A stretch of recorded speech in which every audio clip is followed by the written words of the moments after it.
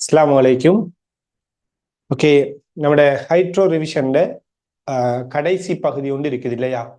So நம்ம இதுவரைக்கும் போன கிளாஸ் வரைக்கும் நம்ம மேலுதைப்பு சம்பந்தமான பகுதிகள், ஸோ அதோட தொடர்புடைய விடயங்கள், அதோட சம்பந்தப்பட்ட கேள்விகள்லாம் நம்ம டிஸ்கஸ் பண்ணி கொண்டிருந்தோம். அந்த அடிப்படையில இன்றைய கிளாஸ்ல நாம இந்த ஹைட்ரோட கடைசி பகுதியான இயக்கவியல் அப்படிங்கிற பகுதி இல்லையா, இயக்கவியல்ங்கிற பகுதிக்குள்ள வரப்போறோம். ரைட். ஸோ இந்த ஹைட்ரோட இந்த இயக்கவியல் தொடர்பான பகுதி ஒரு முக்கியமான பகுதி. எந்த அளவுக்கு முக்கியம் என்றால், மெக்கானிக்ஸ்ல ஃபைனல் பேப்பர்ல தனியா ஒரு எஸ்ஏ கேள்வியை என்ன அதிகமாக போட்ட ஒரு பகுதி என்று சொல்லக்கூடிய அளவுக்கு ஒரு முக்கியமான பகுதி. அதாவது ஹைட்ரோட இந்த இயக்கவியலுங்கிற பகுதியை தனி என்ன எக்ஸாம்ல, ஃபைனல் எக்ஸாம்ல மெக்கானிக்ஸ்ல எஸ்ஏட தனி ஒரு பாட்டாவே போட்ட ஒரு பகுதி. அப்ப அந்த அளவுக்கு ஒரு முக்கியமான ஒரு பகுதியா அது இருக்குது.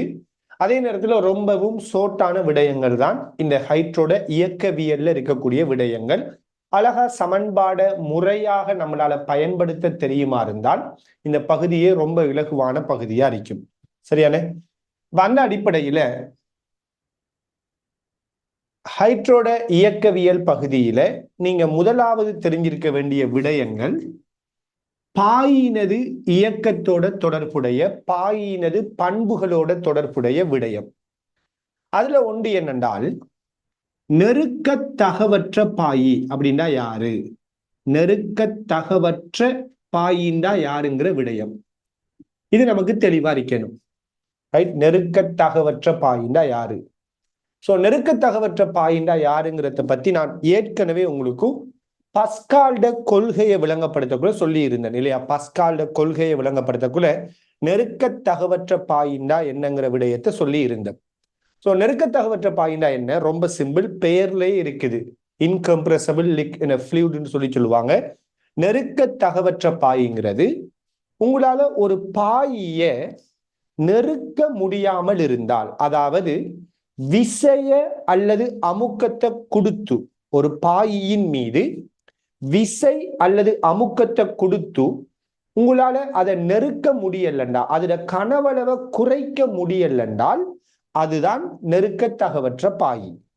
உதாரணத்துக்கு நெருக்கத்தகவுடைய பாயின்னா யாருங்கிறத உதாரணமா சொல்றேன்னு, ஒரு பலூன் இருக்குது. இந்த பலூனுக்குள்ள வலி இருக்குதுன்னால் நீங்க என்ன செய்யலாம்?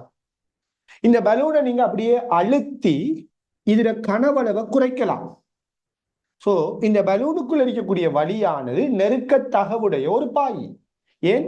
இதுக்கு நீங்க விசைய அமுக்கத்தை கொடுத்து என்ன செய்ய முடியும்? இதுல கனவளவை உங்களால குறைக்க முடியும்.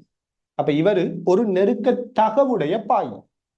அதே இது ஒரு பாத்திரத்துக்குள்ள நீர் இருக்குது. இப்ப நீங்க இந்த பலூன கனவளவை பொறுத்த வரையில 1 லிட்டர் கனவளவுடைய அல்லது 1 மீட்டர் கனவளவுடைய என்ன வடி இருந்துச்சு. இது அந்த பலூன் அப்படியே நசிச்சு நீங்க அதோட கனவளவை உதாரணமா ஒரு 1/2 லிட்டரா மாத்தலாம், அதோட கனவளவை குறைக்கலாம். அதே இது ஒரு பாத்திரத்துக்குள்ள நீர் இருக்குதுன்னு வச்சுக்கொடுங்களேன். இந்த நீரை அப்படியே அமர்த்தி 1 லிட்டர் நீரை உங்களால 1/2 லிட்டரா மாத்த முடியுமா? முடியாது இல்லையா? சோ விசைய அமுக்கத்தை கொடுத்து உங்களால ஒரு திரவத்தில ஒரு பாயிர கனவளவை மாற்ற முடியல என்றால் அதுதான் நெருக்கத்தகவற்ற பாய். விசைய அமுக்கத்தை கொடுத்து ஒரு பாயிர கனவளவை, அதே மாதிரி அடர்த்தி என்னும் சொல்லலாம். ஏன்னா திணிவு மாற போறது இல்லை. அப்ப கனவளவு மாறினா ஓட்டவா என்ன மாறும்? அடர்த்தி மாறும் இல்லையா? எனவே விசை அல்லது அமுக்கத்தை பிரயோகித்து கனவளவு அடர்த்தியை உங்களால மாற்ற முடியலண்டா அதான் நெருக்கத்தகவற்ற பாய். அப்ப வலி யாருன்னு பாத்தீங்கன்னா நெருக்கத்தகவுடைய ஒரு பாய். நீர் யாருண்டால் அன்னளவாக நெருக்கத்தகவற்ற ஒரு பாய். உண்மையா வந்துட்டு 100% நீர் நெருக்கத்தகவற்ற பாய் இல்லை. நீரை ஒரு சிறிய அளவுல நம்மளால நெருக்க முடியுமா?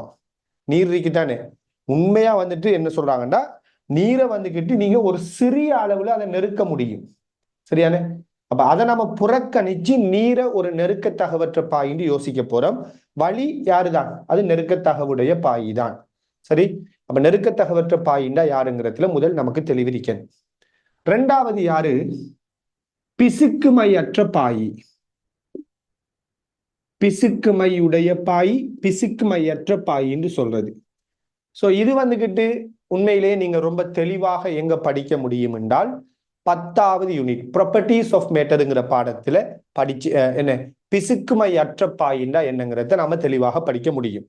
இருந்தாலும் பிசுக்குமையற்ற பாயிண்டா நாம சோட்டா எப்படி சொல்லலாம்னால், எப்படி திண்மங்களுக்கு இடையில உராய்வு தொழிற்படுறையோ அதே மாதிரி திரவங்களுக்கு இடையில தொழிற்படுகின்ற உராய்வைத்தான் நாம பிசுக்குமை அப்படின்னு சொல்லலாம். உராய்வு மாதிரியான ஒரு விசைதான் பிசுக்குமை விசைன்னு சொல்றது. அப்ப பிசுக்குமை அற்ற பாயிண்டா என்னண்டா, எப்படி திண்மங்களுக்கு இடையில ஒப்பமான மேற்பரப்பு இருக்குதுன்றால் உராய்வு தொழிற்படாதோ அதே மாதிரி திரவங்கள்ல பாய்கள்ல பாய்படைகளுக்கு இடையில எந்த ஒரு பிசுக்கு விசையும் தொழிற்படல் என்றால், எப்படி திரவங்களுக்கு உராய்வு விசை தொழிற்படல் என்றால் அதான் பிசுக்குமையற்ற பாய். சோட்டா இப்படி புரிஞ்சு கொண்டா போதும். அப்ப திரவ படைகளுக்கு இடையில உராய்வு பிசுக்கு விசை இல்லைன்றால் அது பிசுக்குமை அற்ற பாய் என்று சொல்லுவோம். சரியான? இதை எங்க டீப்பா படிக்கலாம்? 10வது யூனிட் ப்ராப்பர்ட்டிஸ் ஆஃப் மேட்டர்ல டீப்பாக இதை படித்துக் கொள்ள முடியும். அடுத்து 3வது யாரு அப்படின்னு பாத்தீங்கன்னா, அருவிக்கோட்டு பாய்ச்சல். அருவிக்கோட்டு பாய்ச்சல் அல்லது அருவிக்கோட்டு பாய்ச்சல் கொந்தளிப்பு பாய்ச்சல் என்று சொல்றது. அருவிக்கோட்டு பாய்ச்சல் கொந்தளிப்பு பாய்ச்சல் அப்படின்னு சொல்றது. அருவிக்கோட்டு பாய்ச்சல் அப்படின்னா யார் என்றால், ஒரு இடத்துல பாய் இயங்கும் போது, ஒரு இடத்துல பாய் அசைந்து போவக்குள்ள பாய் மூலக்கூறுகளோட இயக்கப்பாதை, பாய் மூலக்கூறுகளோட இயக்கப்பாதை ஒன்றை ஒன்று இடைவெட்டாமல் பயணிக்குமா இருந்தா, பாய் மூலக்கூறுகள் ஒன்று இன்டர்செக்ட் பண்ணாமல் இடைவெட்டாம பாய் எல்லாம் அசையுமா இருந்தால் அதை நாம அருவிக்கோட்டு பாய்ச்சல் என்று சொல்லுவோம். பாயும் போது பாய் மூலக்கூறுகள் அதோட இயக்கப்பாதை ஒன்றை ஒன்று இடைவெட்டி பாயுமா இருந்தால், ஒன்றை ஒன்று இன்டர்செக்ட் பண்ணக்கூடியதா இருந்தால் அதை நாம கொந்தளிப்பு பாய்ச்சல் என்று சொல்லுவோம். அப்ப பாய்படைகள் இயங்கக்குள்ள, பாய் மூலக்கூறுகள் இயங்கக்குள்ள பாய்படைகள் ஒன்றை ஒன்று இடைவெட்டாம ஒரு சீரான அமைப்புல பாயுமா இருந்தால் அது அருவிக்கோட்டு பாய்ச்சல். பாய் இயங்கும் போது பாய் மூலக்கூறுகள இயக்கப்பாதை ஒன்றை ஒன்று இடைவெட்டக்கூடிய மாதிரி கிடந்திக்கின்றால் அதை நாம கொந்தளிப்பு பாய்ச்சல்னு சொல்லுவோம். இதுதான் அருவிக்கோட்டு பாய்ச்சல் கொந்தளிப்பு பாய்ச்சலுக்குள்ள பிரதானமான வித்தியாசம். இதுல இந்த அருவிக்கோட்டு பாய்ச்சல்ல இருக்கக்கூடிய இன்னும் ஒரு முக்கியமான விடயம் என்ன சொல்லுவாங்க என்றால், அருவிக்கோட்டு பாய்ச்சல் பொதுவா ஒரு உறுதியான பாய்ச்சலாக இருக்கும் அப்படின்னு சொல்லுவாங்க. அருவிக்கோட்டு பாய்ச்சல் பொதுவா என்ன, ஒரு உறுதியான பாய்ச்சலாக இருக்க முடியும்னு சொல்றது. உறுதியான பாய்ச்சல். உறுதியான பாய்ச்சல் அப்படின்னா என்னென்றால், ஒரு திரவம் ஒரு குறிப்பிட்ட இடத்தால பாயக்குள்ள நேரத்தோட அந்த திரவத்திட அந்த திரவ மூலக்கூறுகளோட வேகம் மாறாமல் இருந்தால் அதுதான் உறுதியான பாய்ச்சல். ரைட்? ஒரு குறிப்பிட்ட நேரத்தோட ஒரு குறிப்பிட்ட இடத்துக்கான வேகம் நேரத்தோட மாறாமல் இருந்தா அதை நாம உறுதியான பாய்ச்சல் அப்படின்னு சொல்லுவோம். உறுதி பாய்ச்சல்னு சொல்லுவோம். உதாரணமா கவனிங்க, நான் என்ன சொல்றேன், பாய்ச்சல்ல 2 விதமான பாய்ச்சல் அறிமுகப்படுத்துறோம். ஒன்று அருவிக்கோட்டு பாய்ச்சல், அடுத்தது கொந்தளிப்பு பாய்ச்சல். ரைட்? அருவிக்கோட்டு பாய்ச்சல்னா நம்ம என்ன சொன்னோம், பாய் மூலக்கூறுகள் இயங்கக்குள்ள அந்த பாய் மூலக்கூறுகள் ஒன்றை ஒன்று இடைவெட்டாம சீராக பாய்ந்தால் அது அருவிக்கோடு. பாய் மூலக்கூறுகள் இயங்கக்குள்ள அதுல இயக்கப்பாதை ஒன்றை ஒன்று இடைவெட்டி பாய்ந்தால் அது கொந்தளிப்பு பாய்ச்சல்.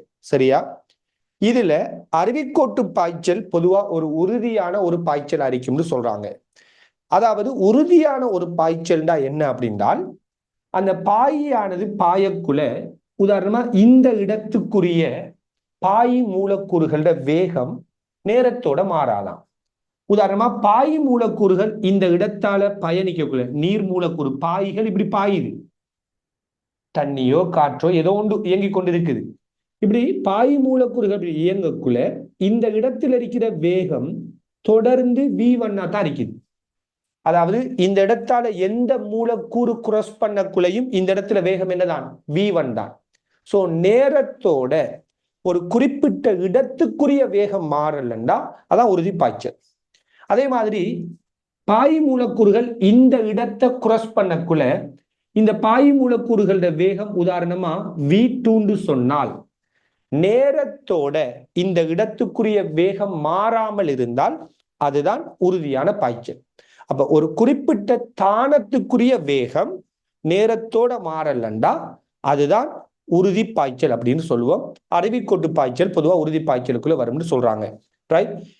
அப்ப அந்த வகையில பாருங்க, அருவிக்கோட்டு பாய்ச்சல்ல இந்த இடத்துல வேகம் v1 இந்த இடத்தால யார் எந்த மூலக்கூறு வந்தாலும் இதால போவக்குள்ள என்ன வேகத்துல போகும், v1 தான் போகும். எந்த மூலக்கூறு இந்த இடத்தால போவக்குள்ளையும் என்ன வேகத்தோட போகும், உதாரணமா v2 போகும். நேரத்தோட ஒரு குறிப்பிட்ட தானத்துக்குரிய வேகம் மாறாது. ஆனா கொந்தளிப்பு பாய்ச்சல் அப்படி இல்லை, நேரத்தோட ஒரு குறிப்பிட்ட தானத்துக்குரிய வேகம் என்ன செஞ்சு கொண்டு போகும், மாறிக்கொண்டு போகும்னு சொல்லுவாங்க. இந்த அருவிக்கோட்டு பாய்ச்சலையும் கொந்தளிப்பு பாய்ச்சலையும் நீங்க தெளிவாக அவதானிக்கக்கூடிய ஒரு இடம் எதென்றால் டெப்ல இருந்து வரக்கூடிய தண்ணி. இந்த டெப்ல இருந்து வரக்கூடிய தண்ணி எடுத்தீங்கன்றால், ஒரு டெப்ல இருந்து வரக்கூடிய நீர் எடுத்தீங்களா இருந்தா அந்த தண்ணீர பாதையை நீங்க பார்த்திருப்பீங்க. இதுல நெட்டலாம் இருக்கக்கூடாதா, நெட்டலாம் இல்லாத ஒரு டெப் ஒன்று இருக்குது. இப்படி ஒரு டெப் ஒன்று இருக்குதுன்றால் இந்த டெப்ல இருந்து வர தண்ணீர் அமைப்படுத்தமா இருந்தால் ஆரம்பத்துல இதுல வாயிலிருந்து வர தண்ணி நல்ல ஸ்மூத்தா இப்படி வரும், பார்த்துருப்பீங்க. நல்ல ஸ்மூத்தா அப்படியே வரும். டெப்ல இருந்து வர தண்ணி அதுல வாய்க்கு பக்கத்துல நல்ல ஸ்மூத்தா வரும். அப்படியே வந்து கீழுக்கு போவக்குள்ள இப்படி போகும், குழம்ப ஆரம்பிச்சிடும். எப்படி நீங்க நோட் பண்ணிருப்பீங்க இல்லையா? டெப்பை நீங்க திறந்து ஒரு அளவுக்கு திறக்கு, நல்ல ஃபாஸ்டாகவும் இல்லை கடும் ஸ்லோவாகவும் இல்லை, ஒரு அளவுக்கு நீங்க திறந்திருக்கக்குள்ள இந்த டெப்ல வாயில இருந்து அப்படியே தண்ணி நல்ல ஸ்மூத்தா வந்து திருப்பி என்ன செய்யும், இந்த பக்கம் அப்படியே மாறிக்கிட்டு போயிட்டு இருக்கும்.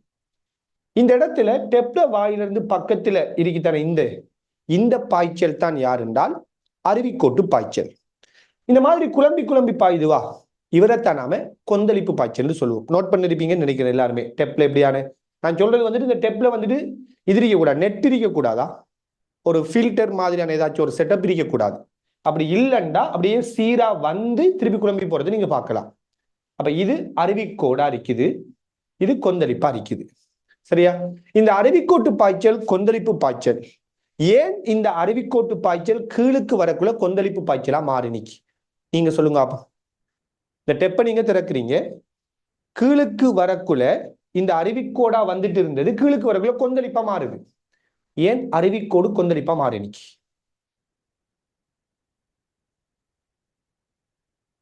என்ன காரணம்?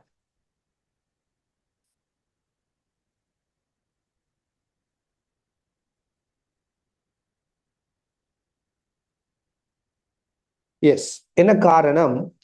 கீழுக்கு வரக்குள்ள பாயிட வேகம் அதிகரிக்கும். ஏன்னா புவியீர்ப்பு ஆறுமுடுகள்ல இயங்கிட்டு வரும் தண்ணி. இந்த டெப்ல இருந்து வர தண்ணீருக்கு தானே எப்படி விழ போகுது, புவியீர்ப்பு விசையாலான விழுவுது. அப்ப புவியீர்ப்பு ஆறுமுடுகள்ல இவர் இயங்கிட்டு வராரு, அதனால இவர வேகம் கூடிக்கிட்டு வரும். சோ ஒரு குறிப்பிட்ட வேகம், கிரிட்டிக்கல் வெலோசிட்டின்னு சொல்லுவாங்க, அது ஒரு குறிப்பிட்ட வேகத்தை விட கீழுக்கு வரக்குள்ள வேகம் கூடிக்கிட்டு வருவது. சரியான வேகம் கூடிக்கிட்டு வரும். வேகம் இப்படி கூடிட்டு வரக்குள்ள ஒரு குறிப்பிட்ட வேகத்தை விட வேகம் கூடக்குள்ளதான் அருவிக்கோட்டு பாய்ச்சல் என்னையா மாறுது என்றால் கொந்தளிப்பு பாய்ச்சலா மாறுது. இதை நம்ம கிரிட்டிக்கல் வெலோசிட்டி, அவதி நிலை வேகம் அப்படின்னு சொல்லுவாங்க. இந்த அவதி நிலை வேகத்தை விட வேகம் கூடினால், சரியான அவதி நிலை வேகத்தை விட வேகம் கூடினால் அது கொந்தளிப்பு பாய்ச்சலா மாறும். அதை விட குறைவா இருக்கக்குள்ள அவர் அருவிக்கோட்டு பாய்ச்சலா அரைப்பார். ஸோ அருவிக்கோட்டு பாய்ச்சல் பொதுவா நார்மலா எப்படிப்பட்டதுன்னா கொஞ்சம் ஸ்பீட் குறைவானது, ப்ரெஷர் வந்துட்டு கொஞ்சம் குறைவானது. கொந்தளிப்பு பாய்ச்சல் எப்ப மாறும்டா ஸ்பீட் கூடக்குள்ள, ப்ரெஷர் வந்துட்டு கூடக்குள்ளதான் அருவிக்கோடுனையா மாறும், கொந்தளிப்பா மாறும். சரியான எப்படி இந்த ரெண்டு பாய்ச்சல்களை நீங்க இங்க புரிஞ்சு கொள்ள முடியும். Okay right. இது தொடர்பா எதுவும் இந்த பாய்ச்சல்கள் இந்த பாய்களோட வகைகள் தொடர்பா எதுவும் கேட்கறதுக்கு யாரும்?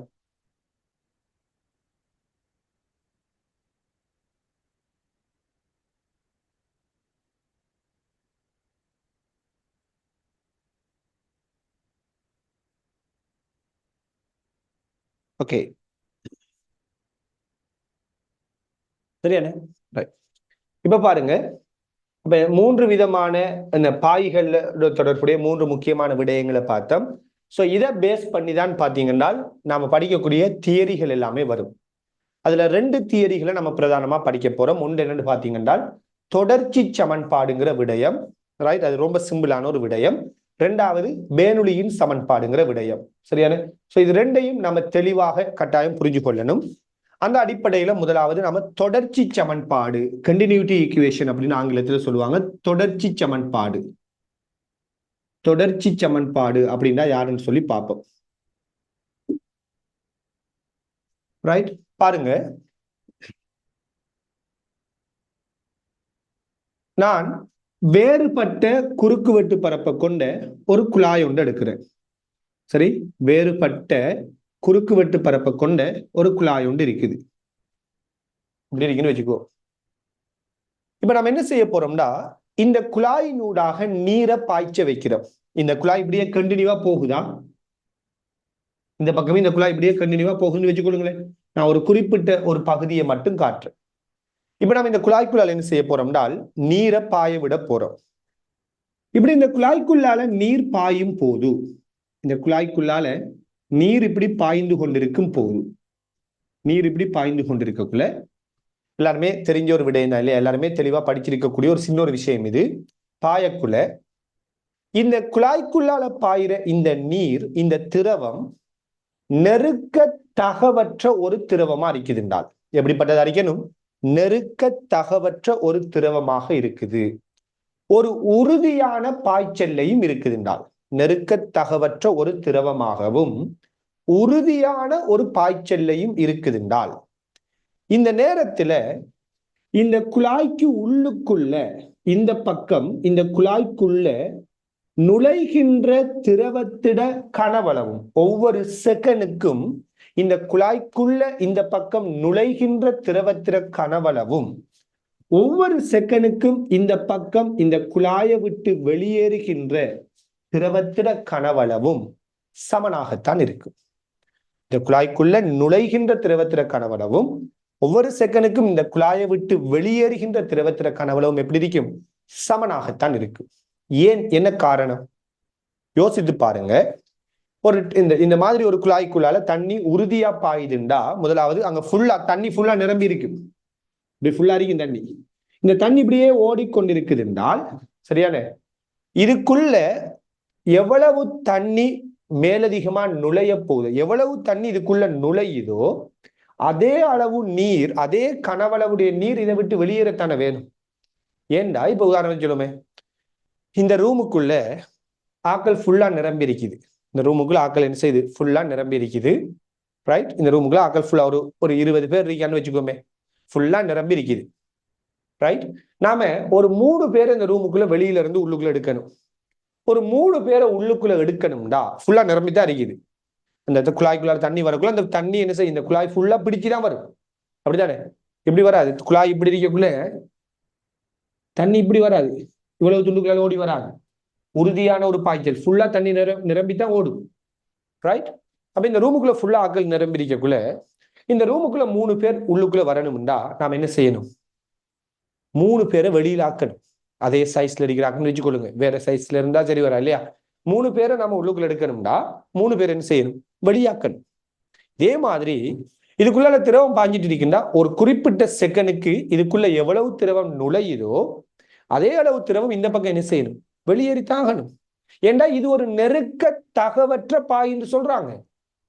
நெருக்க தகவுடைய பாய்னா இந்த தியரி பொருந்தாது. நுழையிறதும் வெளியேறதும் சமன்று சொல்ல இயலாம். ஏன்? இந்த ரூமுக்குள்ள ஆக்கள் ஃபுல்லா நிரப்பி இருக்குது. நாம நெருக்கி கொண்டு இருக்கக்கூடிய ஆக்கள்னு வச்சுக்கொள்வோம். அப்ப நாம என்ன செய்வோம்? ஒரு 3 பேர் வரணும்டா, கொஞ்சம் இடைவெளியை கூறாண்டு போட்டு கொஞ்சம் நெருக்கியாச்சும் உள்ளுக்குள்ள 3 பேர் எடுத்துட்டுருவோம். நாம நெருக்க தகவற்ற ஆக்கள், நம்மளை நெருக்கவே இயலா. இப்ப என்ன செய்யணும்? 3 பேரை உள்ளுக்குள்ள எடுக்கணும்னா 3 பேரை வெட்டக்கரைக்கு தான். அப்ப இந்த தொடர்ச்சி சமன்பாடு செட் ஆகணும்டா அந்த பாய் என்ன அரிக்கணும்? நெருக்க தகவற்ற பாயை அரிக்கணும். சரியான? அப்ப உள்ளுக்குள்ள நுழையிற கனவளவுக்கும் சமனான கனவளவும் இந்த குழாய்க்குள்ள இருந்து வெளியேறணும். அப்ப நுழைகின்ற கனவளவும் வெளியேறுகின்ற கனவளவும் எப்படி இருக்கும்? சமனா இருக்கும். விளங்குதா? இப்ப நுழைகின்ற கனவளவு, ஒரு செகண்டுக்கு நுழைகின்ற கனவளவு, இதை நாம எப்படி கண்டுபிடிக்கிறேன்? ரொம்ப சிம்பிள். இதுல குறுக்கு வெட்டு பரப்ப இதுக்குள்ள நுழைகின்ற திரவத்திர வேகத்தால பெருக்கி விட்டா சரி. இது ஆல்ரெடி நாம உந்தத்துல அறிமுகப்படுத்தியிருப்போம் இல்லையா, கடத்தாக்குல இதை பத்தி நாம பேசி இருக்கிறோம். ரைட். அப்ப குறுக்குவெட்டு பரப்ப, ஒரு குழாயிர குறுக்குவெட்டு பரப்ப அதுக்குள்ளால பாயிர திரவத்திர வேகத்தால பெருக்கி விட்டீங்கன்னா அதுதான் கனவளவு பாய்ச்சல் வீதம். அதாவது ஒரு செகண்டுக்கு பாய்கின்ற நுழைகின்ற கனவளவு. அப்ப குறுக்குவெட்டு பரப்ப இந்த குழாய்க்குள்ளால பாயிர திரவத்திர வேகத்தால பெருக்கினா என்ன வரும்? ஒரு செகண்ட்ல இந்த குழாய்க்குள்ள பாயிர திரவத்திர கனவளவு வரும். அப்ப குறுக்குவெட்டு பரப்பு A1, இவர வேகம் V1 என்றால் நுழைகின்ற கனவளவு A1 into V1 என்று வரும். அதே மாதிரி இந்த குழாயை விட்டு வெளியேறுகின்ற திரவத்திர கனவளவு, நான் இதுல குறுக்குவெட்டு பரப்பை A2 சொல்றேன், இதுக்குள்ளால வெளியேறுகின்ற திரவத்திர வேகத்தை V2 சொல்றேன். அப்ப ஒரு செகண்டுக்கு இந்த குழாயை விட்டு வெளியேற கனவளவு என்ன வரும்? A2 into V2 வரும். அப்ப ஒவ்வொரு செகண்டுக்கும் இதுக்குள்ள நுழையிற கனவளவும் ஒவ்வொரு செகண்டுக்கும் இதை விட்டு வெளியேறுகின்ற கனவளவும் எப்படிதான் இருக்கும்? சமனாத்தான் இருக்கும். அதாவது A1 V1 A2 V2க்கு எப்படி வரும்? சமனாத்தான் வரும். விளங்குதா? ஆக ஒவ்வொரு செகண்டுக்கு நுழையிற கனவளவு ஒவ்வொரு செகண்டுக்கு வெளியேற கனவளவுக்கு சமனா இருக்குது. நெருக்க தகவற்ற ஒரு பாய்யா இருக்கிறதால ஆக நம்ம என்ன சொல்லலாம்னால், இந்த இடத்துல இருக்கிற A1 V1 பெருக்கம் இங்க இருக்கிற A2 V2 பெருக்கத்துக்கு எப்படி இருக்குது? சமனா இருக்குது. அதனால ஃபைனலா நம்ம என்ன முடிவு சொல்லுவோம்னால், A into V பெருக்கம் எப்படிப்பட்டது என்றால் மாறிலி என்று சொல்லுவோம். குறுக்குவெட்டு பரப்ப அந்த இடத்தில் இருக்கிற திரவத்திர வேகத்தால பெருக்கி வார அந்த பெருக்கம் எப்படிப்பட்டது? மாறிலி என்று சொல்லுவோம். இதுதான் தொடர்ச்சி சமன்பாடு. அதாவது ஒரு குழாய் வழியே கனவளவு பாய்ச்சல் வீதம் என்ன செய்யாது? மாறாது. ஏவிங்கிறது யாரு? கனவளவு பாய்ச்சல் வீதம், ஒரு செகண்டுக்கு பாயிர திரவத்திர கனவளவு. அப்ப ஏவிட பெருக்கம் மாறிலிங்கிறது தான் தொடர்ச்சி சமன்பாடு. இந்த A1 V1 இந்த A2 V2 எப்படி இருக்கும்? சமனாக இருக்கும். சரியானே? அப்ப சிம்பிளான ஒரு விடயம் தான் இது. சோ இதை பேஸ் பண்ணியும் எக்ஸாம்ல கேள்வி வந்திருக்குது. இதோட தொடர்பு படுத்தி பேனுடியின் சமன்பாடையும் கனெக்ட் பண்ணின கேள்வியும் இருக்குது. சரியான? அந்த அடிப்படையில நாம ஒரு கேள்வி பேசிக்கா சில கேள்விகளை பார்த்துக்கொள்ள முடியும் நினைக்கிறேன்.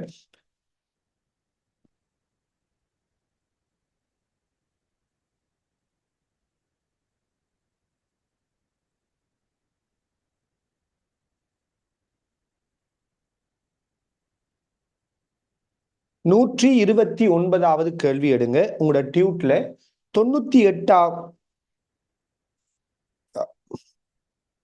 கொஞ்சம் இல்லைங்க 98ஆம் ஆண்டு 53வது கேள்வி. உங்களோட டியூட்ல 98ஆம் ஆண்டு வந்த 53வது கேள்வி.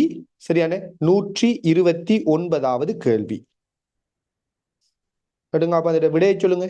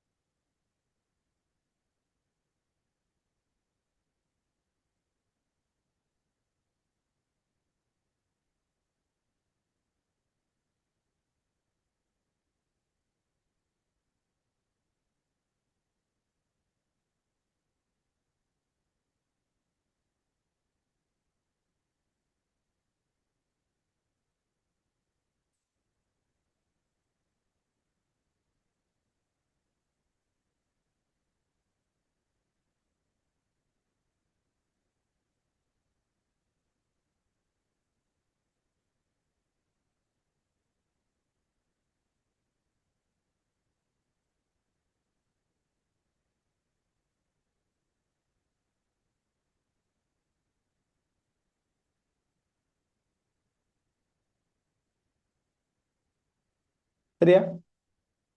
இன்னொரு கேள்வி. விட வந்து கொண்டிருக்கிற வீதம் காணாது. வந்திருக்கிற அளவு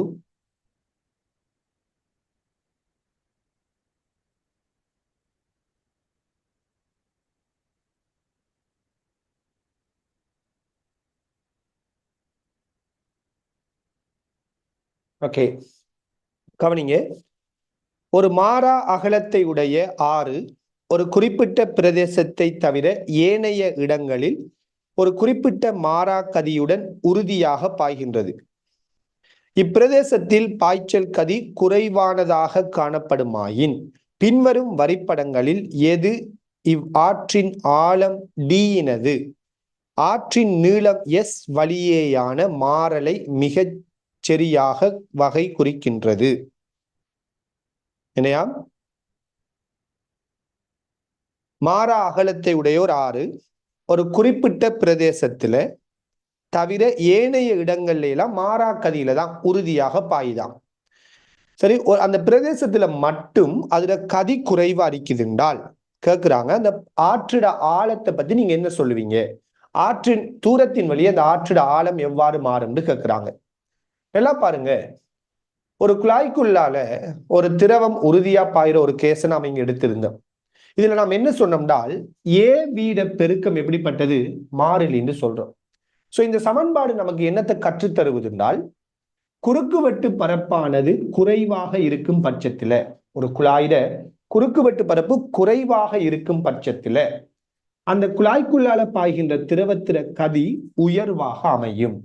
ஏ குறைவாக இருந்தால் வி உயர்வாக அமையும்ங்கிற ஒரு விடயத்தை தான் இந்த சமன்பாடு நமக்கு சொல்லி தருவது இல்லையா? அதான தொடர்ச்சி சமன்பாடு. ஏ குறையக்குள்ள வி கூடுது சமன்பாடு சொல்ற விடயம். இப்ப இந்த ஆற்றுல எல்லா இடத்தையும் மாறாக்கதி, சரியா? அகலம் ஒன்று தானே, அகலம் ஒன்று, சரியா? நம்ம சும்மா இப்படி ஒரு ஆற்று எடுத்தால் இந்த ஆற்றுல வந்துகிட்டு ரைட் எப்படி காட்டலாம்? இந்த ஆற்றுல வந்துகிட்டு எல்லா இடத்தையும் அகலம் ஒன்றா தான் இருக்குது, ஆழம் மட்டும்தான் வித்தியாசப்படுவது. எல்லாம் பாருங்க, எல்லா இடத்தையும் கதி மாறாம இருந்து ஒரு இடத்துல கதி குறைவாக இருக்குதுண்டால், ஒரு இடத்துல கதி குறைவாக இருக்குதுண்டா என்ன மீனிங்? அந்த இடத்துல நீர் பாய்கின்ற குறுக்குவெட்டு பரப்பு பெரிதாக இருக்குதுன்னு அர்த்தம். யோசித்து பாருங்க, இந்த ஆற்றுல நீர் இப்படி பாயக்குள்ள, ஆறு இது அமைப்பிரிக்கக்குள்ள இந்த ஆற்றுல ஒரு இடத்துல ஒரு ஆழம், ஒரு குழி ஒன்று இருக்குதுன்னு வச்சுக்கொள்ளுங்களேன். இப்ப என்ன நடக்கும்? இப்ப இங்க இருந்து தண்ணி பாஞ்சிட்டு இருக்குது, தண்ணி பாயக்குள்ள இதுல குறுக்குவெட்டு பரப்பு, தண்ணி இப்படித்தானே பாஞ்சிட்டு இருக்கும், தண்ணி மட்டும் ஒரே மட்டமா தான் இருக்கும். இப்ப இப்படி தண்ணி பாயக்குள்ள இந்த இடத்தை மட்டும் ஆழம் கூட இருந்தா ரைட், இதுல குறுக்குவெட்டு பரப்போட ஒப்பிடக்குள்ள இதுல குறுக்குவெட்டு பரப்பு எப்படி வரும்? பெருசா வரும். இப்படி வந்து குறுக்குவெட்டு பரப்பு கூடி திருப்பி குறையுது.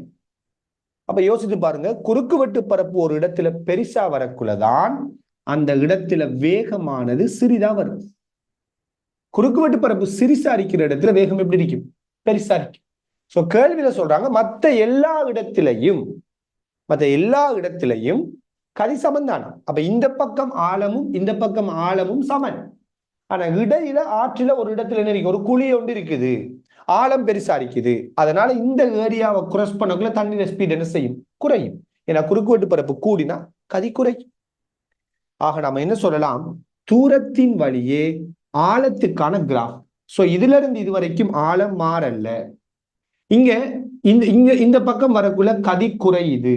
சோ கதி குறைஞ்சிருக்குதுன்னா ஆழம் இந்த ஏரியாவில் எப்படி இருக்குது? பெருசா இருக்குதுன்னு அர்த்தம். திருப்பி இந்த பக்கம் கதி மாறல்ல, அப்ப ஆழம் சிறுசா இருக்குதுன்னு அர்த்தம். இதே ஆழம் திருப்பி வந்துட்டு அர்த்தம். அப்ப ஆழம் ஒரு இடத்தை கூட வரணும், அவ்வளவுதான் விஷயம். அகலம் எல்லாமே ஒன்றுதான். அப்ப ஒரு இடத்தை இப்படி அகலம் இப்படித்தான் இருக்க போகுது, அகலம் இப்படித்தான் இருக்குது ரைட். ஒரு இடத்தை மட்டும் ஆழம் கூட இருந்திருக்குது, அதனால கதி குறைவா வந்திருக்குது. சரியான? ஆழம் கூடன்னு இப்படி கீறி விடுறல படத்துல நம்ம ஆழத்தை காட்ட இப்படி கீறணும், ஆழத்துக்குரிய பருமன் எப்படி வரும்? பெருசா வரும் இல்லையா? அது எங்க மாறி மாறி கீறிட்டு இதே மாதிரி கீறிட்டு விடுறல. ஆழம் ஒரு இடத்தை பெருசா வரப்போகுது, ஆழத்துல பருமன் பெருசா வரணும். சரியான? அதே நேரத்தில் ஆரம்ப ஆழமும் இந்த பக்கம் இருக்கிற ஆழமும் சமனா இருக்கணும். ஏன்னா இந்த கதியும் என்ன? சமன். இடையில மட்டும்தான் கதி குறையுதுன்னு சொல்றாங்க. அப்ப இந்த ஏரியாவில் மட்டும் ஆழம் கூட இருக்கணும், பிறகு ஆழம் வளமையான ஆழமா தான் இருக்கணும். இப்ப இருக்கிற விடைக்குள்ள செட் ஆகக்கூடிய விடது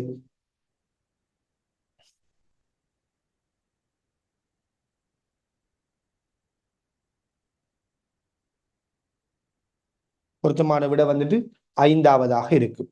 சரியானே? சரியானே? ஆழம் இந்த இடத்த பெருசா இருக்குது, ஆழத்துல பருமன் இது 2 மீட்டர் உதாரணமா சொல்லுவோமே, இது 2 மீட்டர், இது ஒரு 5 மீட்டர். அப்ப இது 2 மீட்டர், இது 5 மீட்டர். ஆழத்துல பருமனைத்தான் நம்ம கிராஃப் கீறோம், இப்படி கீறல. ஆழத்துல பருமன் இங்க பெருசா இருக்கணும், மற்ற இடங்களில ஆழம் எப்படி இருக்கும்? ஒரே ஆழமா இருக்கும். அப்ப பொருத்தமான விடையை நம்ம என்னத்தை செலக்ட் பண்ணலாம்? இருக்கிற விடைக்குள்ள நம்முடைய டியூட்டின் படி 5வது விடையை நாம செலக்ட் பண்ணுவோம் இல்லையா? விளங்குதா? அப்ப குறுக்குவெட்டு பரப்பு கூடினா வேகம் குறையும்ங்கிற ஐடியாவைத்தான் நாம இங்க யூஸ் பண்ணி இருக்கிறோம். அப்ப தண்ணி பாயிர ஆழம் இந்த இடத்துல கூட, குறுக்குவெட்டு பரப்பு கூட. சோ இதே இடத்துல பாருங்க, இந்த குறுக்குவெட்டு பரப்பு வேகத்தை தொடர்பு படுத்துற ஒரு கேஸ் தான் இந்த டெப்ல இருந்து வெளியேற தண்ணி. இதெல்லாம் பாத்தீங்கன்னா இந்த டெப்ல இருந்து வெளியேற தண்ணீரை அமைப்படுத்தீங்கன்னா இந்த இடத்துல நான் குறுக்குவெட்டு பரப்பை பெருசா காட்டுறேன். எல்லாம் பாருங்க, இங்க குறுக்குவெட்டு பரப்பு பெருசா இருக்குது, இங்க குறுக்குவெட்டு பரப்பு சின்ன இருக்குது. ஏன் நாம் இப்படி காட்டுறோம்? ஏண்டால் கீழுக்கு வரக்குள்ள வேகம் கூடும். சோ தொடர்ச்சி சமன்பாட்டின்படி வேகம் கூடினால் குறுக்குவெட்டு பரப்பு என்ன செய்யணும்? குறையணும். அப்ப ஒரு டெப்ல இருந்து வெளியேற தண்ணி கீழுக்கு வர வர ஒடுங்கி கொண்டு வரும். ஏன் அது ஒடுங்கி கொண்டு வருவதென்றால் தொடர்ச்சி சமன்பாட்டின்படி வேகம் கூடினால் குறுக்குவெட்டு பரப்பு என்ன செய்யும்? குறையும். மாறின்னு சொல்ல தானே, குறுக்குவெட்டு பரப்பு குறைஞ்சா வேகம் கூடுன்னு சொல்றோம்டா, வேகம் கூட இருக்குதுன்னு அங்க குறுக்குவெட்டு பரப்பு எப்படி குறையரிக்கணும். அப்ப கீழுக்கு வரக்குள்ள புவியீர்ப்பு ஆறுமுடுகள் காரணமா கீழுக்கு வேகம் கூடிக்கிட்டு வரும்.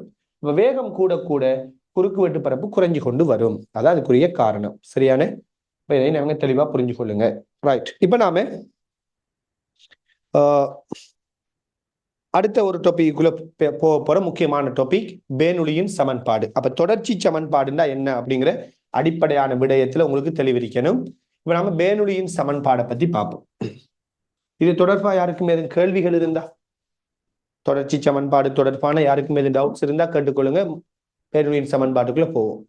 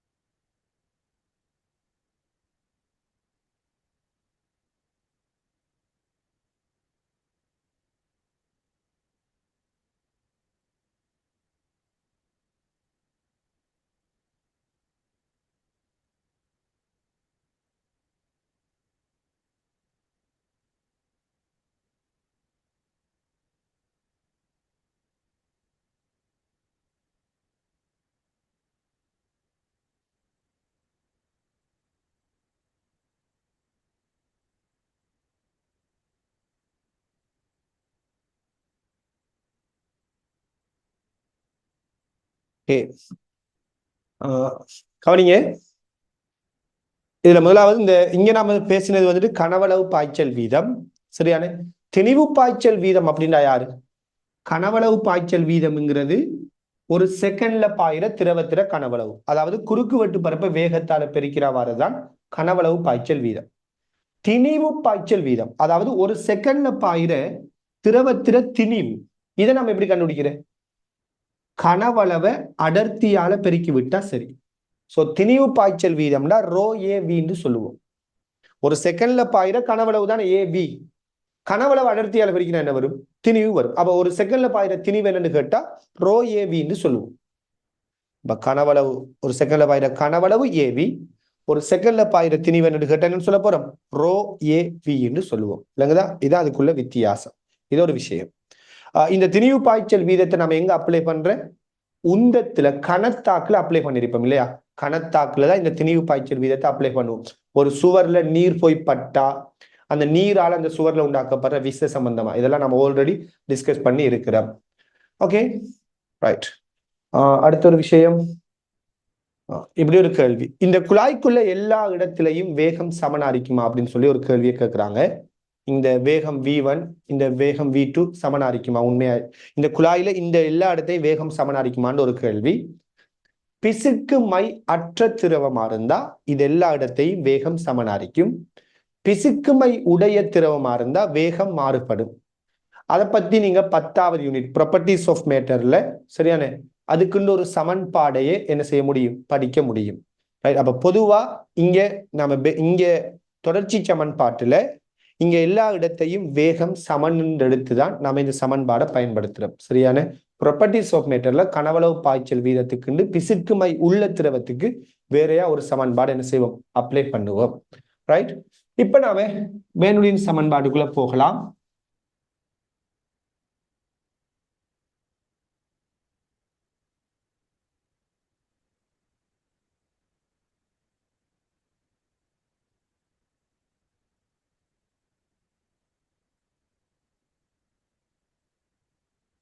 சரியானே, பாருங்க,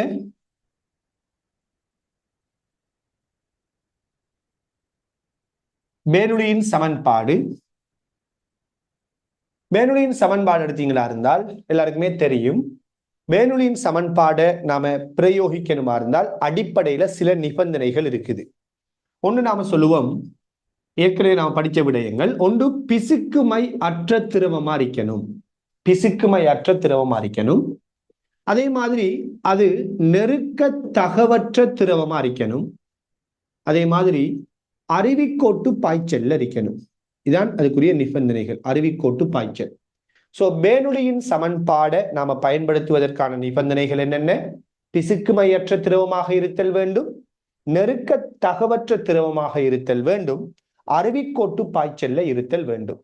இந்த 3 நிபந்தனைகளும் திருப்தி செய்யப்படும் போதுதான் நம்மளால பேனுலியின் சமன்பாடை பயன்படுத்த முடியும்.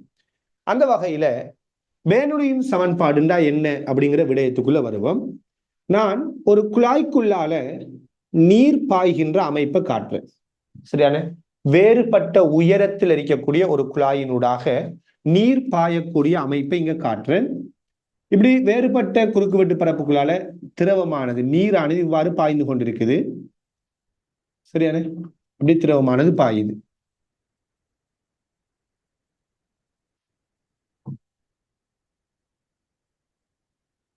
ரைட், இதுல இந்த குழாய்க்குள்ள இந்த மாதிரி திரவம் பாய்ந்து கொண்டிருக்கும் போது இந்த இடத்துல இருக்கக்கூடிய திரவத்திர அமுக்கத்தை நான் P1 என்றும், இந்த இடத்துல இருக்கிற திரவத்திர அமுக்கத்தை நான் P2 சொல்றேன். இந்த குழாய்க்குள்ளால அருவிக்கோட்டு பாய்ச்சல்ல திரவம் பாயுது.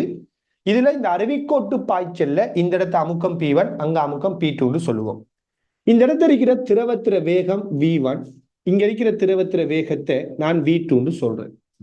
இதே மாதிரி ஒரு குறிப்பிட்ட மட்டம், சரியான, இதை நாம பூச்சிய அழுத்த சக்தி மட்டம்னு எடுத்துக்கொள்வோம். இந்த பூச்சிய அழுத்த சக்தி மட்டத்திலிருந்து இவர உயரத்தை, இந்த புள்ளிட உயரத்தை நான் H1 என்றும், இந்த உயரத்தை நான் H2 சொல்றேன்.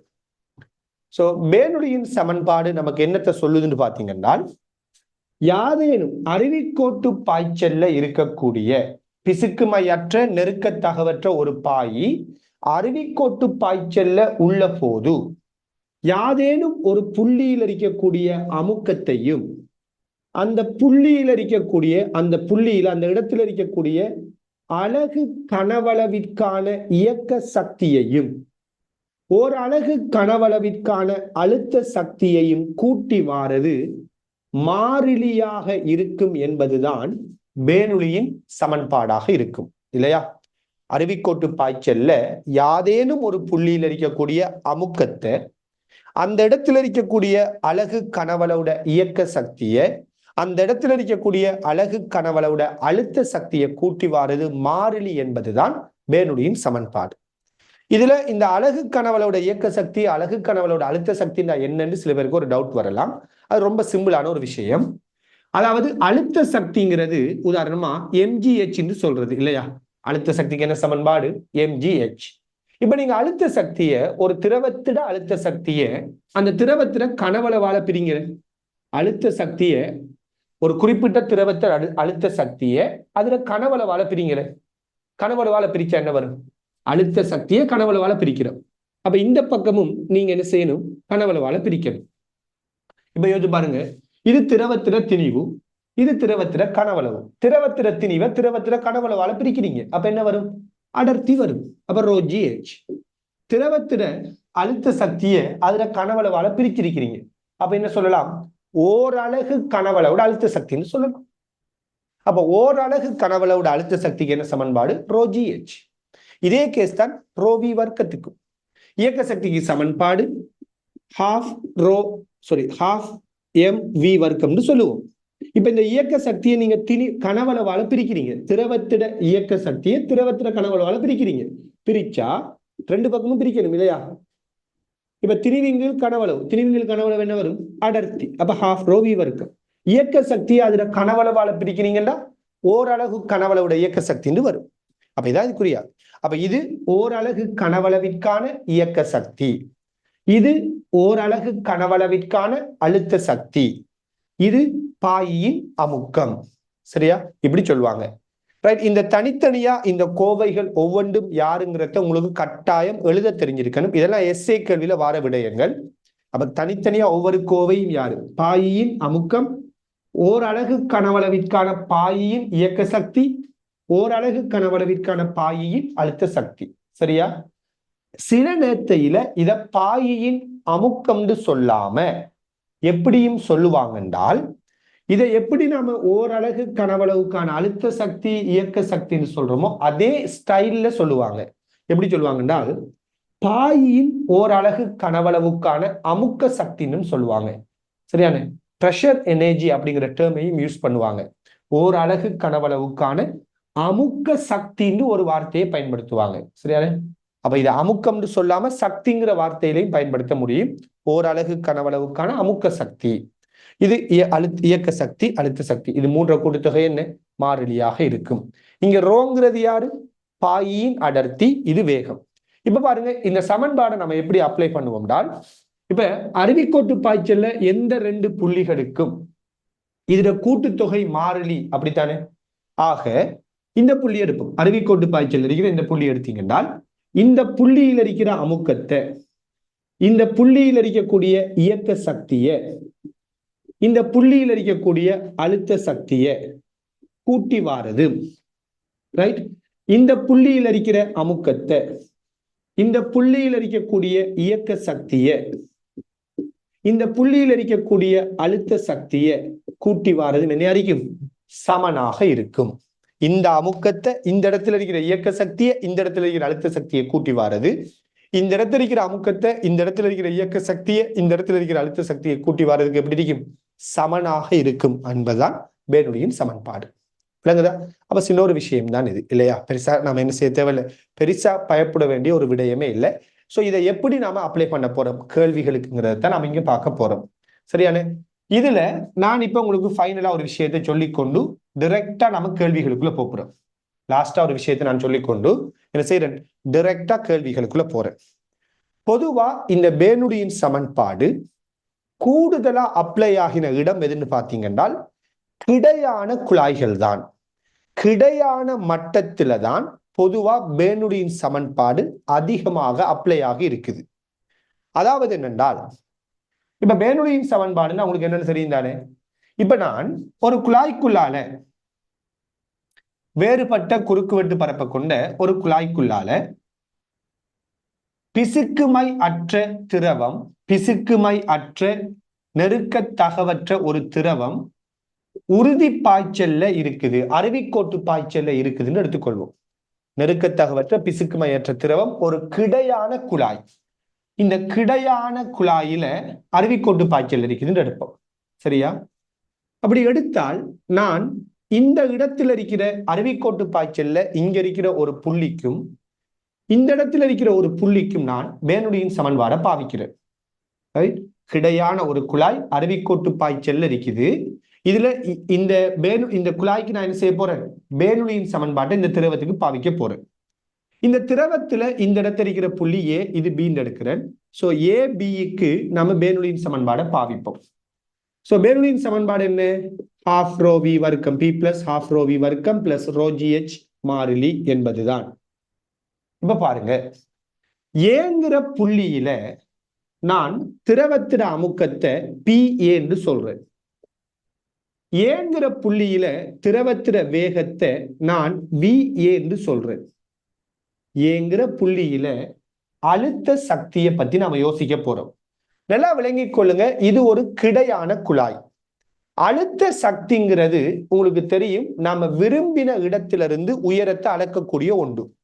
அதாவது அழுத்த சக்தி பூஜ்ஜியமாக இருக்கிற மட்டமா நான் இதை கருதினால், ரைட், அழுத்த சக்தி பூஜ்ஜிய மட்டமா இதை கருதினால் இதிலிருந்து மேலுக்கு H1 உயரத்தில் இருந்தால் ρg H1 அழுத்த சக்தி, H2 உயரத்தில் இருந்தா ρg H2 அழுத்த சக்தின்னு சொல்லுவோம் இல்லையா?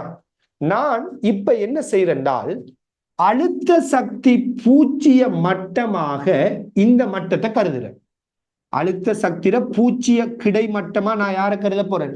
இந்த மட்டத்தையே கருத போறேன். நாம விரும்பின ஒரு மட்டத்தை என்ன செய்யலாம்? பூச்சிய அழுத்த சக்தி மட்டமா கருதலாம். இதெல்லாம் ஆல்ரெடி படிச்சிருக்கிறோம். அதுல அந்த மட்டத்திலிருந்து மேலுக்கு உயரம் இருந்தா பிளஸ் அழுத்தம், இந்த மட்டத்திலிருந்து கீழுக்கு இருந்தா மைனஸ் அழுத்த சக்தின்னு சொல்லுவோம். மேலுக்கு இருந்தா பிளஸ் அழுத்த சக்தி, கீழுக்கு இருந்தா மைனஸ் அழுத்த சக்தின்னு சொல்லுவோம். அப்ப நம்ம விரும்பின ஒரு மட்டத்தை பூச்சி அழுத்த சக்தி மட்டமா எடுக்கலாம். சோ நான் இந்த மட்டத்தையே பூச்சி அழுத்த சக்தி மட்டமாக எடுத்தால் ஏங்கிற புள்ளியில் அழுத்த சக்தி என்ன? பூச்சியம். சரியா? இப்ப பிக்கு வருவோம். இந்த பிங்கிற புள்ளியில அமுக்கம் PB என்று எடுக்கிறேன். பிங்கிற புள்ளியில வேகத்தை நான் VB என்று எடுக்கிறேன். அழுத்த சக்தி என்னன்னு பாத்தீங்கன்னா பூச்சியம். இப்படி எடுக்கும். இப்படி ஏக்கும் பிக்கும் நாம பேனுலியின் சமன்பாடு அப்ளை பண்றோம். சரியா? இப்ப பாருங்க, PA பிளஸ் ½ ρ VA வர்க்கம் PB பிளஸ் ½ ρ VB வர்க்கத்துக்கு சமன். இப்ப நான் இந்த PB இந்த பக்கம் கொண்டு வந்தால் PA மைனஸ் PB ½ ρ, இவரை அடுத்த பக்கம் கொண்டு போனா ½ ρவை பொதுவா எடுக்கலாம். இங்க VB வர்க்கம் இருக்காரு, இங்க ½ ρவை பொதுவா எடுத்தா இவர் அங்கால போனா மைனஸ் VA வர்க்கம் வரும். So PA minus PB ½ ρ VB வர்க்கம் மைனஸ் VA வர்க்கம் வரும். சரியா? எனவே ஏங்கிற புள்ளிக்கும் பிங்கிற புள்ளிக்கும் இடையிலான அமுக்க வித்தியாசம் ½ ρ VB வர்க்கம் மைனஸ் VA வர்க்கத்துக்கு எப்படி இருக்குது? சமனா இருக்குது. நல்லா யோசித்து பாருங்க, ஏயில வேகம் பெருசா இருக்குமா, பியில வேகம் பெருசா இருக்குமா? சொல்லுங்க அப்போ. இது ரெண்டுலையும் எங்க வேகம் பெருசா இருக்க போகுது? ஏயிலையா பியிலையா வேகம் பெருசு?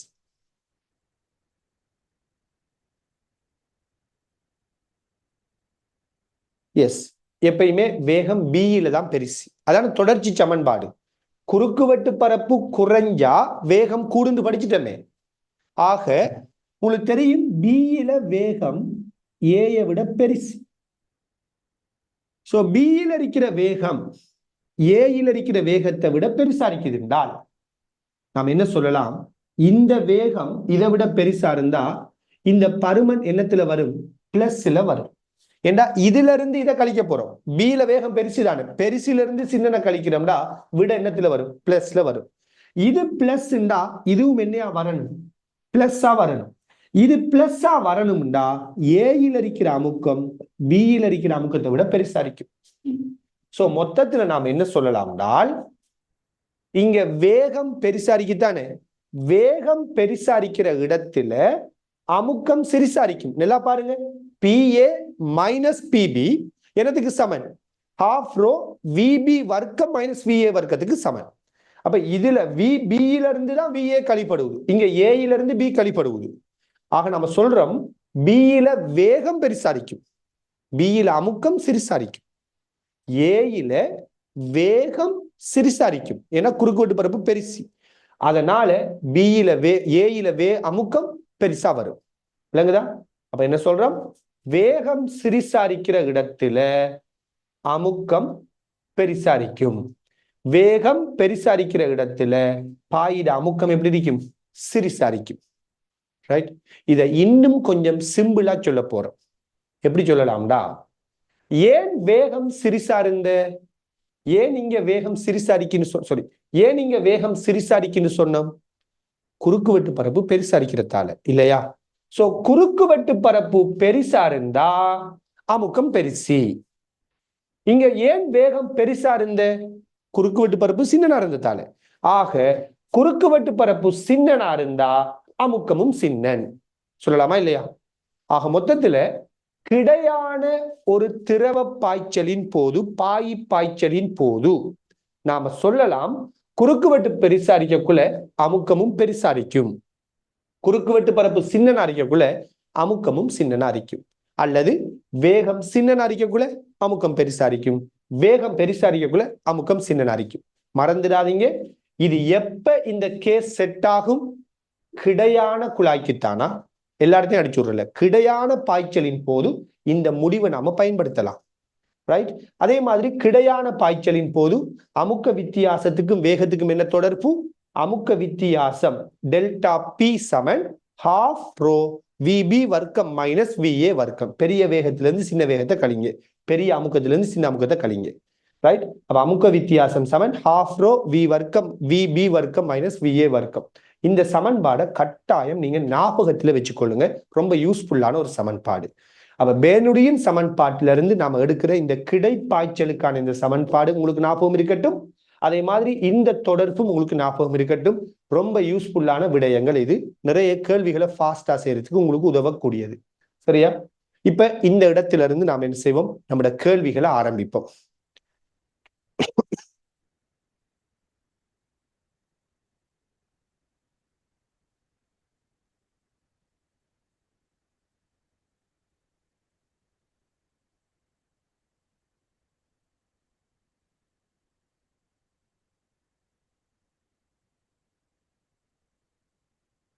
ரைட். இப்ப நீங்க 130வது கேள்வி, 2005ஆம் ஆண்டு 37வது கேள்வி எடுங்க. இப்படியே ஒரு கேள்வி கவனிங்க. இந்த மாதிரி ஒரு கேள்வியை கேட்கிறாங்க. என்னென்றால், ஒரே கிடைமட்டத்துல நாம அமுக்கம் சமன் என்று படிச்சிருக்கிறோம் தானே. ஒரே கிடைமட்டத்தில் அமுக்கம் சமன் என்று படிச்சிருக்கக்குள்ள ஏயிலையும் பியிலையும் எப்படி அமுக்க வித்தியாசம் வந்துக்குன்னு ஒரு கேள்வி. நல்லா புரிஞ்சு கொள்ளுங்க. ஒரே கிடைமட்டத்துல அமுக்கம் சமன் என்று சொன்னது எப்பென்றால், ஓய்வில் இருக்கக்கூடிய ஒரே திரவத்துக்குத்தான் அந்த தியரியை நாம அப்ளை பண்ணினோம். ஒரு திரவம் ஒரே திரவம் அறிக்கணும், அதுவும் ஓய்வில் இருந்தால்தான் ஒரே கிடைமட்டத்தில் அமுக்கம் சமன். சோ இது ஒரே திரவமா இருந்தாலும் இது ஓய்வில் இல்லை, இது மூவ் ஆகி கொண்டிருக்குது, இயங்கக்கூடிய திரவம். இயங்கக்கூடிய திரவத்துக்கு நீங்க என்ன செய்யலாது? ஒரே கிடைமட்டத்தில் அமுக்கம் சமன் பயன்படுத்த இயலாது. சரியான? அதே நேரத்தில் நீங்க அமுக்கத்துக்கு ஹெச்ரோஜிங்கிற சமன்பாடை பயன்படுத்தலாமா அப்படின்னு ஒரு கேள்வியும் வந்திருக்குது. எஸ், அமுக்கத்துக்கு நீங்க ஹெச்ரோஜிங்கிற சமன்பாடை பயன்படுத்தலாம். ஆனா இங்க எந்த எச்ச பாவிக்கிற அந்த இடத்துல என்ன அமுக்கம் எதுவுமே நமக்கு தெரியாது. உதாரணமா இப்ப சில பேர் இப்படி யோசிக்கிறீங்க, இந்த உயரத்தை பாவிக்க இயலாதா? இதுக்கு மேலுக்கு இந்த குழாயில இந்த சுவர்ல என்ன அமுக்கம்னு நமக்கு தெரியுமா? தெரியாது. உதாரணமா ஒரு பாத்திரத்துக்குள்ள எச் ஆழத்துல அமுக்கம் என்னன்னு கேட்டா நாம் என்ன சொல்லுவோம்? ஆக மேலுக்கு அமுக்கம் வளிமண்டல அமுக்கம். அப்ப பை பிளஸ் எச் ரோஜி இதை அடிச்சுடுவோம் இல்லையா? இதான் இந்த இடத்த அமுக்கம் என்னன்னு கேட்டா சொல்றது. ஆனா இந்த குழாயில இந்த இடத்த அமுக்கத்தை கேட்டா நாம அப்படி எழுத இயலாம். ஏன் எழுத இயலான்னா, இந்த குழாயில சுவர் இருக்கிற இடத்துல இந்த பாயிர அமுக்கம் எவ்வளவுன்னு நமக்கு தெரியாது. அப்ப இந்த இடத்துல நீங்க கொண்டு போய் எச்ட்ரோஜிக்கு அமுக்கம் வர இடத்த எச்ட்ரோஜியை கொண்டு போய் என்ன செய்யலாது? அப்ளை பண்ண முடியாது. அப்ளை பண்ற சில இடங்கள் வரும், அதை நீங்க பார்க்கலாம். அப்ப விலை கொள்ளுங்க. இந்த இடத்த ஏன் எச்ட்ரோஜின் இந்த உயரத்தை போடலான்னு சொல்றேன், ஏன்னா சுவர் இருக்கிற இந்த இடத்துல அமுக்கம் என்னன்னு தெரியாது. ஆனா இங்க நமக்கு தெரியும், ஒரு பாத்திரத்துக்குள்ள திரவம் இருந்தா திரவத்திர மேலுக்கு என்ன அமுக்கம்? வளிமண்டல அமுக்கம். அப்ப பை பிளஸ் ஹெச்ரோஜின் எழுதிடும். இங்க அப்படி நாம என்ன செய்ய முடியாது? எழுத முடியாது. ரைட். 2005 37 தெளிவா நீங்க புரிஞ்சு கொள்ளணும். நீங்க வந்துட்டு என்ன செய்யக்கூடாது, என்னென்று தெரியாம இதை அப்ளை பண்ணக்கூடாது. பெர்னோள்ளியின் சமன்பாடை நீங்க வெறுமனே பாடமாக்கின மாதிரி இப்படி வந்தா எப்படி போடணும்னு படிச்சீங்கன்னு வச்சுக்கொள்ளுங்களேன். சின்ன சின்ன விஷயங்கள்ல கூட உங்களுக்கு குழப்பம் வரும். தெளிவற்ற நிலையில இருந்தீங்கன்றால் உங்களால என்ன செய்யலாம், கொஞ்சம் வித்தியாசமா கேள்வி வந்தாலும் செய்ய இயலாம போயிடும். தெளிவான ஒரு நிலையில இருந்தா இந்த கேள்விகளை அணுகணும். ரைட். ஓகே, வேற எதுவும் கேள்வி இருந்தா கேளுங்க.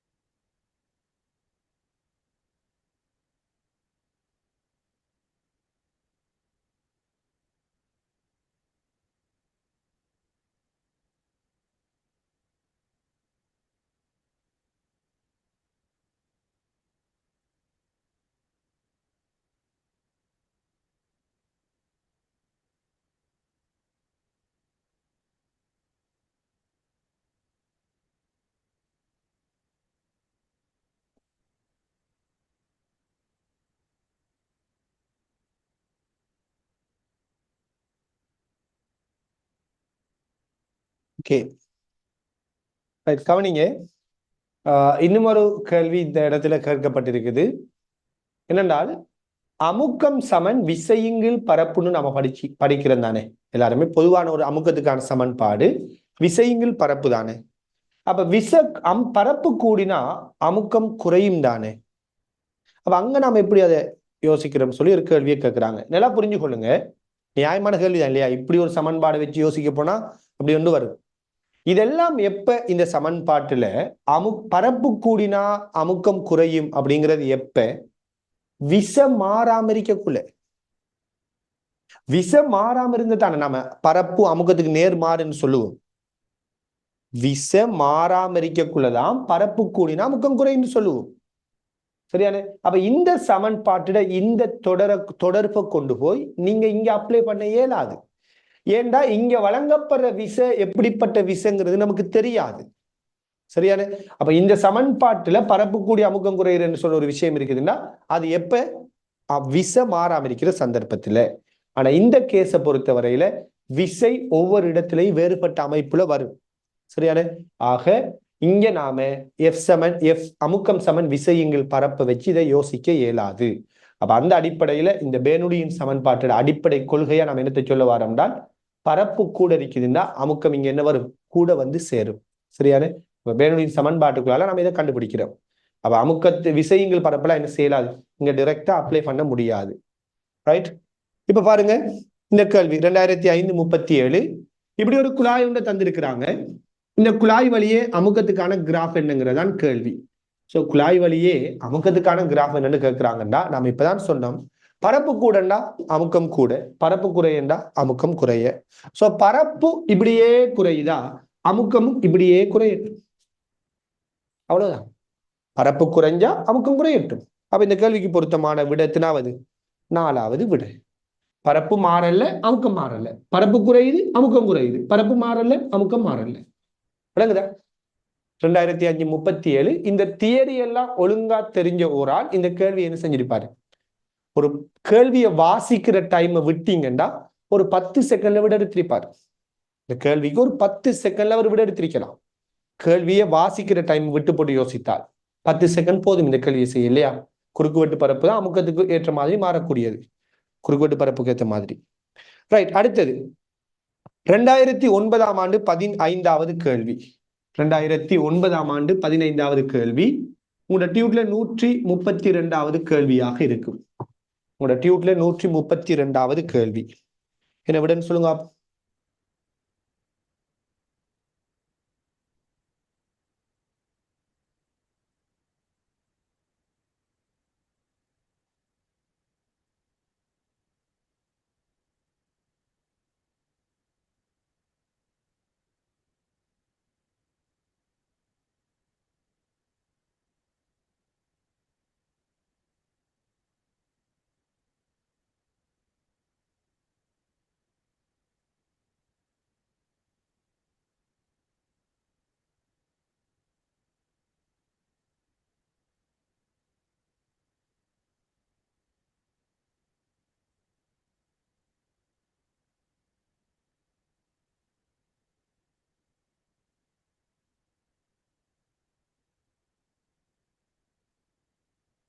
இன்னொரு கேள்வி, டைம் கூட எடுக்க தேவையில்ல, வேகமா விட அனுப்பலாம்.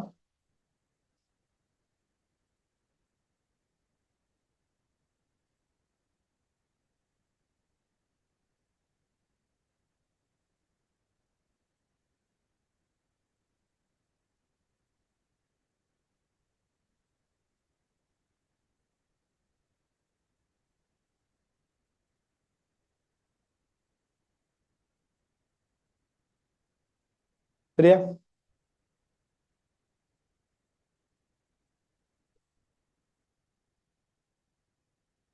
யா.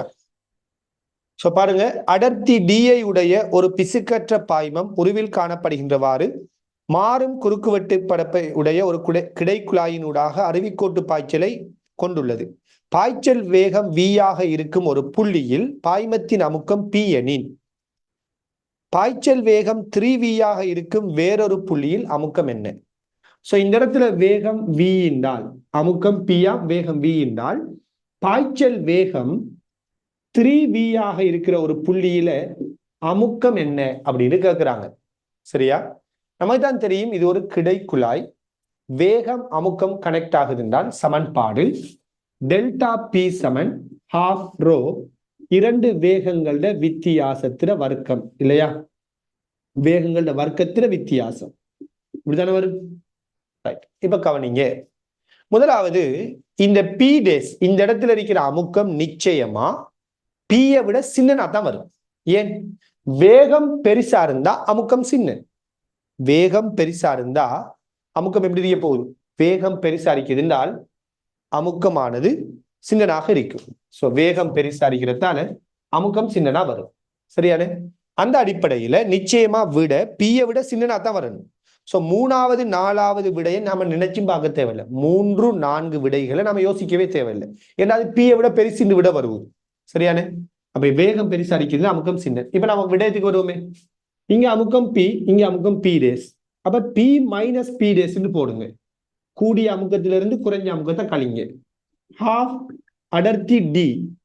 இங்க வேகம் கூடிய வேகத்திலிருந்து குறைஞ்ச வேகத்தை கழிங்க. கூடிய வேகம் என்ன? 3v. மறக்காதீங்க வர்க்கத்தை. அதுல வர்க்கம். இங்க வேகம் v. மறக்காதீங்க வர்க்கத்தை. So p minus p dash சமன் ½ d. 3 வர்க்கம் 9. 9v வர்க்கத்திலிருந்து v வர்க்கத்தை கழிக்கிறோம். அப்ப என்ன வரும்? 8v வர்க்கம் வரும். இதை சுருக்கினா என்ன வரும்? 4 வரும். எனவே p டேஸ் சமன் இந்த p டேஸ் அங்கால கொண்டு போய் இவரை இங்கால கொண்டு வாங்க. p minus 2 8 சுருக்கினா 4. இப்ப 4dv வர்க்கம் என்று வரும். அப்ப இங்க அமுக்கம் என்ன வரும்? p மைனஸ் 4dv வர்க்கம். சோ எத்தனாவது விட? இரண்டாவது விட தான் வரும்.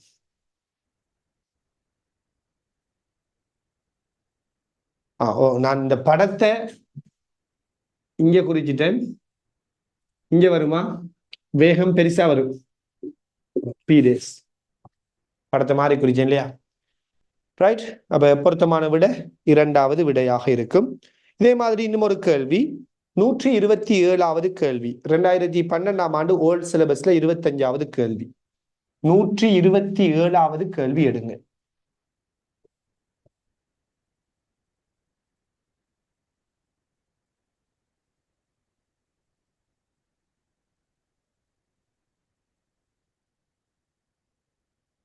ரெண்டாயிரத்தி 12 ஓல்ட் சிலபஸுக்குரியது 25வது கேள்வி.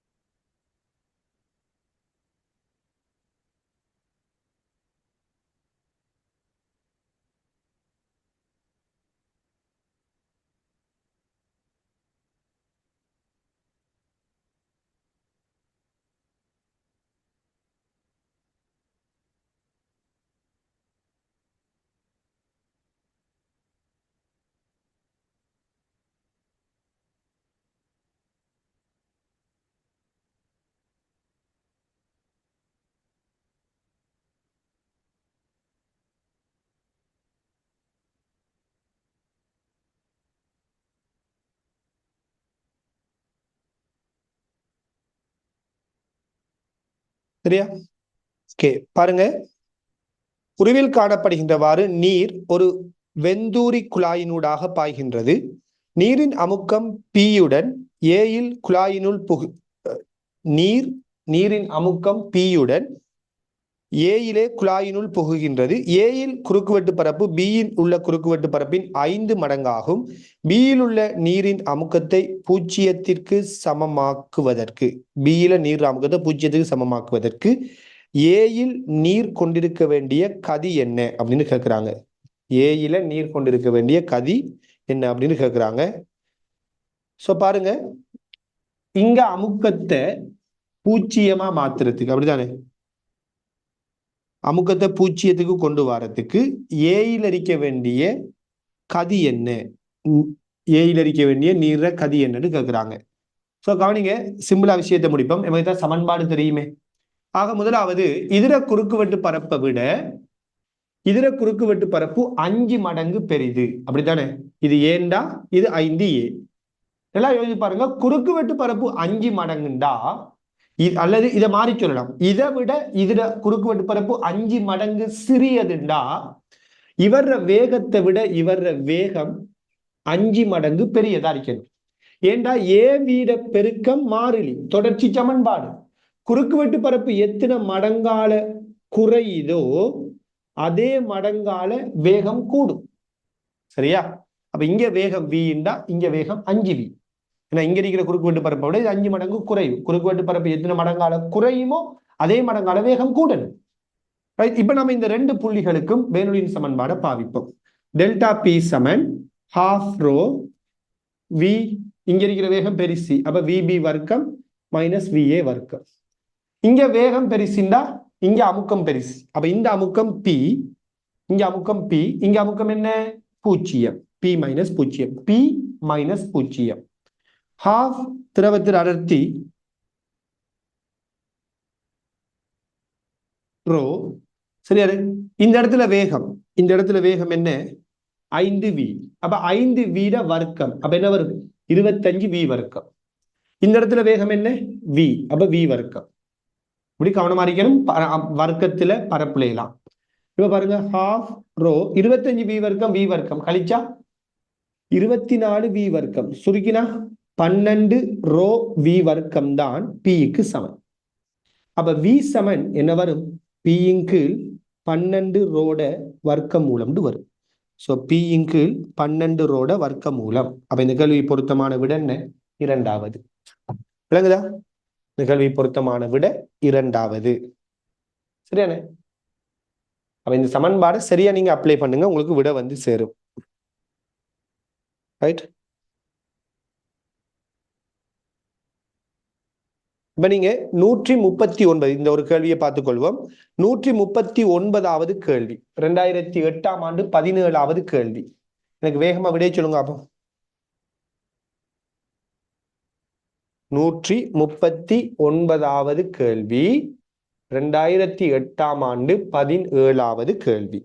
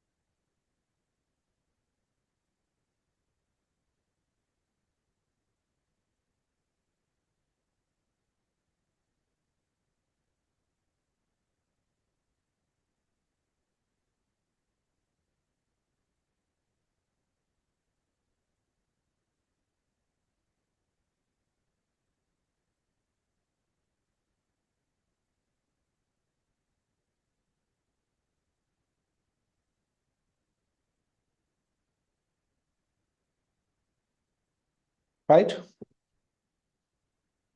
பாருங்க,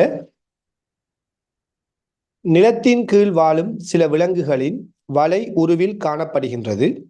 விலங்குகள் வலையின் ஏ பி எனும் இரு வாயில்களில் வெவ்வேறு வடிவங்களில் பேணுகின்றன.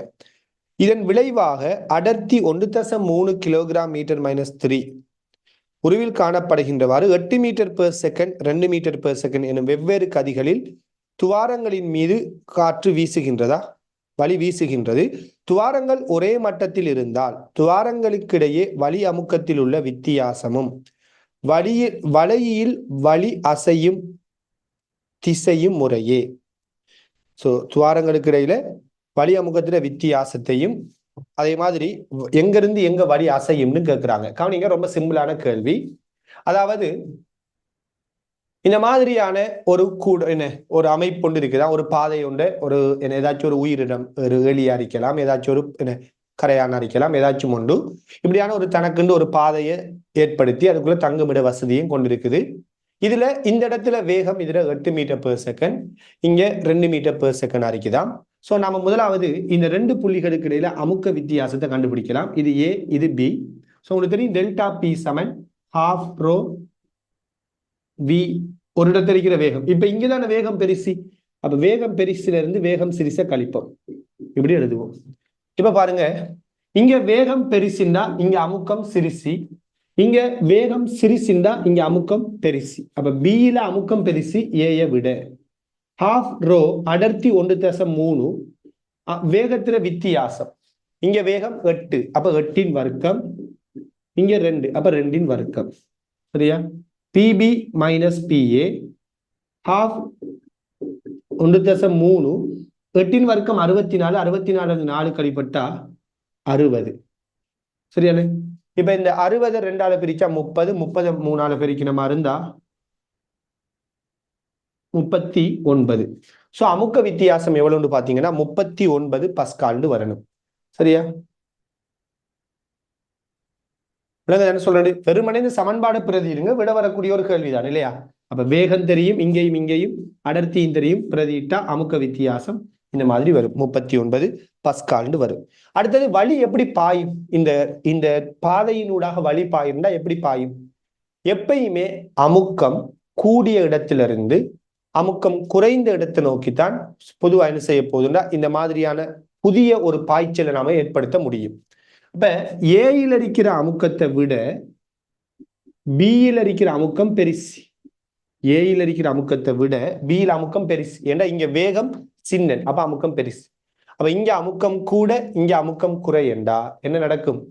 இங்கிருந்து வழி இதனூடாக இப்படி ஒரு சுழற்சி ஓட்டத்தை எடுக்கும். வழி இப்படி பாய். அமுக்கம் கூடிய இடம் இது, இது அமுக்கம் குறைஞ்சதுங்கிறதால இப்படி ஒரு வழிப்பாய்ச்சல் ஒன்று இங்க உருவாகும். சரியான? அப்ப வழி பாய்கிறது பியிலிருந்து ஏயை நோக்கியதாக இருக்கும். சரியான? வழி பியிலிருந்து ஏயை நோக்கி பாயும். இது ஒரு விடயம். அமுக்க வித்தியாசம் 39 பஸ்காலாகவும் இருக்கும். அப்ப இந்த கேள்விக்கு பொருத்தமான விட 3வது விடையாக அமையும். விளங்குதா? ஓகே. சோ கட்டாயம் என்ன செய்யுங்க, ஒரு தடவை திருப்பி இந்த கேள்வி எல்லாத்தையும் நீங்க பிராக்டிஸ் பண்ணுங்க. இதுல பேலன்ஸான கேள்விகள், நல்ல டீப்பான கேள்விகள் எல்லாம் இன்ஷா அல்லாஹ் நம்ம என்ன செய்வோம், அடுத்த நம்ம கிளாஸ்ல நம்ம டிஸ்கஸ் பண்ணி இந்த பகுதியை முடிச்சுக்கொள்ள பார்ப்போம். இதோட நம்ம இந்த கிளாஸை முடிச்சுக்கொள்வோம். ஜஸாக்கல்லாஹு ஹைர். அஸ்ஸலாமு அலைக்கும் வரஹ்மத்துல்லாஹி வபரகாத்துஹு அண்ட் குட் நைட்.